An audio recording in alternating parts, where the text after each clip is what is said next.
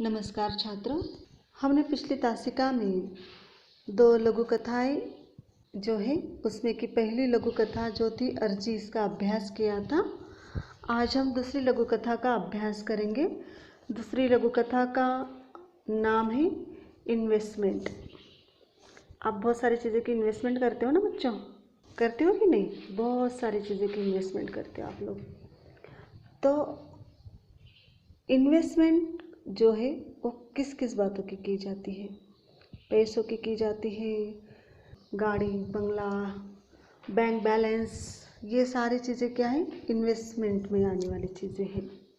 लेकिन कभी आपने सोचा है इन्वेस्टमेंट जो है पैसों के अतिरिक्त और किसी चीज़ में की जाती है? नहीं ना।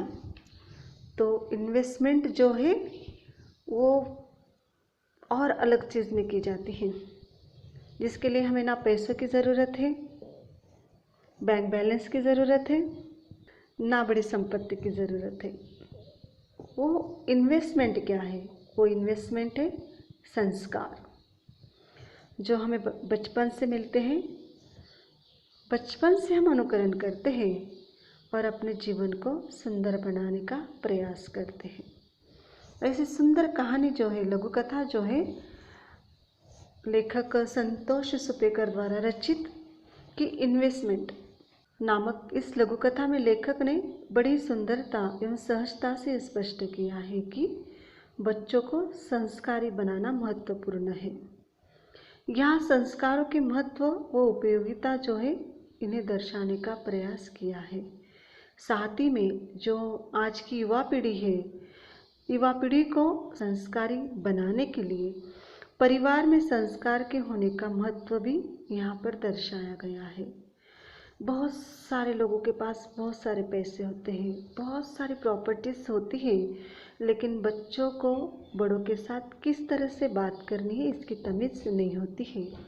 इसलिए मैंने कहा है कि ये जो है किसी बैंक में बैलेंस नहीं करने वाली चीज़ है, अपने हृदय में बैलेंस करने वाली चीज़ है, वो है संस्कार। तो हर एक परिवार से, हर एक परिवार के सदस्य से अपने बच्चों और युवा पीढ़ी में आने वाले बच्चों को संस्कारों का महत्व बताना बहुत महत्वपूर्ण है। लेखक ने यहाँ पर यही स्पष्ट किया है, बच्चे अपने परिवार से जिस तरह का माहौल देखते हैं, अपने परिवार में जिस तरह का माहौल होता है उसी तरह का अनुकरण आजकल बच्चे करते हैं और आगे चलकर उनका व्यवहार भी बिल्कुल उसी तरह से बनता है। इसलिए बहुत बड़ी प्रॉपर्टी बनाने से तो अच्छा है कि हमें संस्कार की प्रॉपर्टी बनानी चाहिए, इसलिए उसे इन्वेस्टमेंट कहा गया है। तो यहाँ पर जो बच्चे होते हैं, कई परिवार ऐसे होते बच्चों जहाँ पर परिवार में बच्चा क्या कर रहा है ये भी पता नहीं चलता है।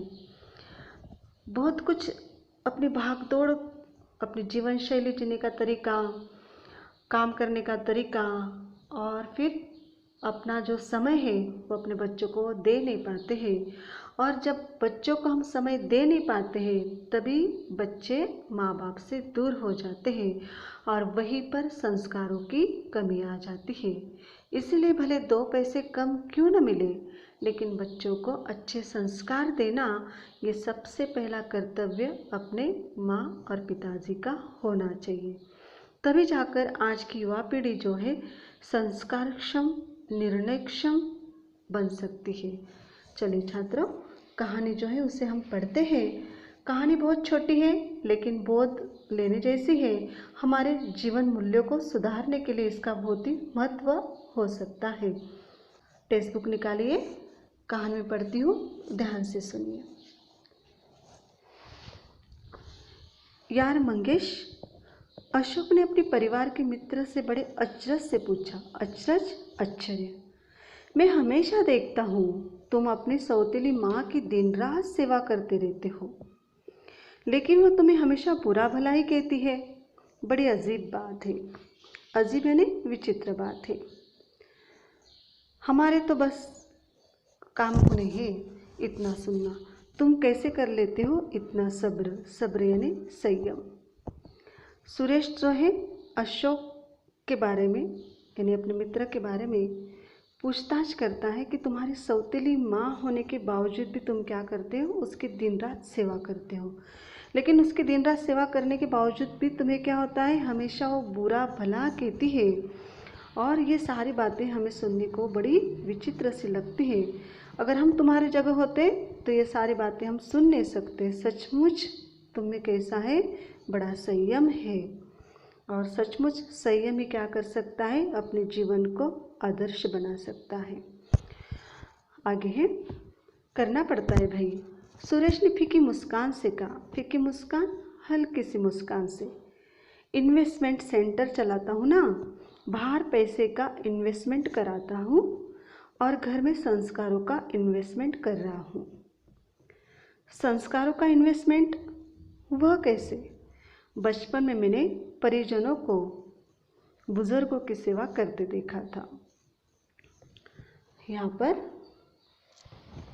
उसके परिवार में जो कुछ बातें होती थी उसे उसने क्या किया था, अनुकरण किया था।